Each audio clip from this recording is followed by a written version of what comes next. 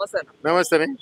ఎందుకు ఈ బండి సంజయ్ గారు కూడా ఇక్కడికి వస్తున్నారు? ఫోన్ ట్యాపింగ్ విషయం కావచ్చు, అలాగే కేటీఆర్ గారు చేశారని చెప్పి కూడా కొన్ని విచారణలో తేలుతుందని చెప్పి కూడా కొంతమంది చెప్తున్నారు. అది ఇంతవరకైతే ఎలాంటి కొలిక్కైతే రాలేదు. దాని గురించి మీరు ఏం చెప్తారు? కొలిక్కి రావాలని చెప్పి ఆయన ప్రజలకు నిజం చెప్పడానికే వస్తున్నాడు ఈరోజు.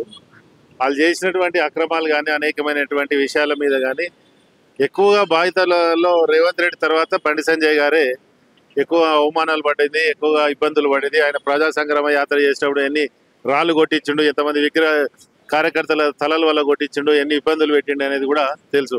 ప్రజాస్వామ్యంలో ఎవరు ప్రతిపక్షాల్లో ఎవరైనా సరే ప్రజా సమస్యల మీద పాదయాత్రలు చేస్తుంటారు, బహిరంగ సభలు పెట్టుకుంటారు. కానీ అప్పుడు ఉన్నటువంటి పరిస్థితుల్లో నేను కూడా జిహెచ్ఎంసీల కార్పొరేటర్ ఉన్నా, ఏ విషయాన్ని చేసినా కూడా వాళ్ళు ఒంటరి పోరాటంగా కల్వకుంట్ల ఫ్యామిలీ నుంచి మాత్రమే ఆదేశాలు వస్తే పనులు జరిగేవి.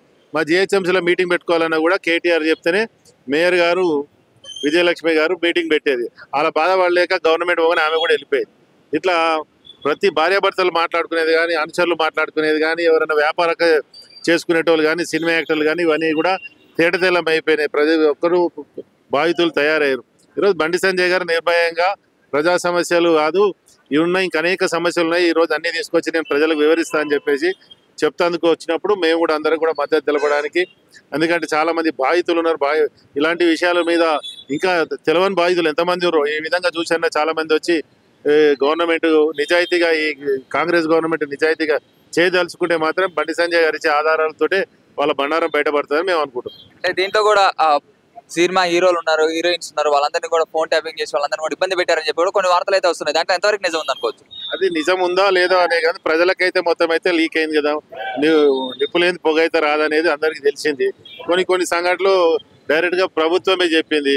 గతంలో ఆయన ప్రభుత్వంలో ఉన్నప్పుడు ఈ ఆర్ఎస్ ప్రవీణ్ గారే నగ్నంగా చెప్పిండు. ఈరోజు సుధపూస అయ్యి ఉంటాడు, కానీ వాళ్ళు చెప్పిన వాళ్ళే కదా. అవిటి మీదనే ఈరోజు మా బండి సంజయ్ గారు చెప్పడానికి వస్తారు. దాని మీదనే చూస్తారు. ప్రజలు కూడా, మీడియా కూడా అందరికీ తెలుసు వాళ్ళు ఏం చేశారు, ఏ అక్రమాలు చేశారు, ఎంతమంది కుటుంబాలతో ఆడుకున్నారు, ఏ విధంగా చేశారు అనేది అవన్నీ కూడా ప్రజలకు తెలియడానికి వెయిట్ చూస్తున్నాం. షేర్ చేయండి, లైక్ చేయండి, సబ్స్క్రైబ్ చేయండి. మరిన్ని వీడియోల కోసం బెల్ సింబల్ పై క్లిక్ చేయండి.